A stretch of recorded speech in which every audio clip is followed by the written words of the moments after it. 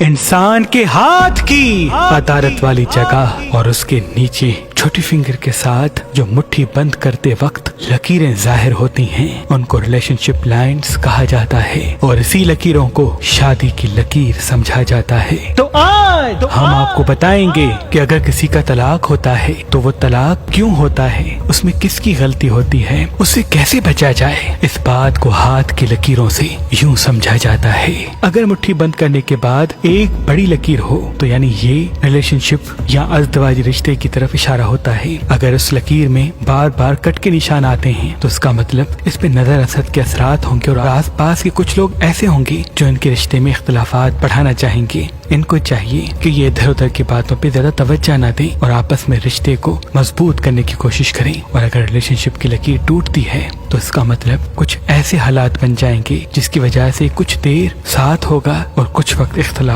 اور ریلیشن شپ کے حوالے سے یہ کوشش کریں ایک دوسرے پہ بھروسہ کریں اور کسی بھی چھوٹی چھوٹی باتوں کو زیادہ بڑھنے نہ دیں، ورنہ چھوٹی چیز بہت بڑا مسئلہ بنا سکتی ہے۔ اگر اس لکیر سے پہلے چھوٹی چھوٹی لکیریں بنتی ہیں، یعنی کسی بڑے اچھے ریلیشن شپ یا ازدواجی رشتے سے پہلے چھوٹی چھوٹی ریلیشن شپ منظر عام پہ آئیں گے۔ اگر کسی بڑی لکیر کے بعد چھوٹی چھوٹی لکیریں بنتی ہیں، یعنی ریلیشن شپ یا کسی بڑے ازدواجی رشتے کے بعد چھوٹے چھوٹے ریلیشن شپ منظر عام پہ آئیں گے۔ اگر دو بڑی لکیریں بنتی ہیں تو اس کا مطلب ریلیشن شپ یا دو ازدواجی زندگی کے حوالے سے انتخاب منظر عام پہ آئیں گے۔ اور اگر ریلیشن شپ کی لکیر دل کی لکیر کی طرف جا کر دو حصوں میں تقسیم ہو جاتی ہے تو اس کا مطلب ازدواجی رشتے میں بہت بڑا اختلافات منظر عام پہ آئے گا، اور اس کی وجہ سامنے والا انسان ہوگا جس سے اس نے شادی کی ہے یا محبت کی ہے۔ اور اگر ریلیشن شپ لکیر کے آخر میں دو کونے بنتے ہیں تو اس کا مطلب ریلیشن شپ کے حوالے سے یا شادی کے حوالے سے اگر طلاق یا اختلافات منظر عام پہ آئیں گے تو اس کی سب سے بڑی وجہ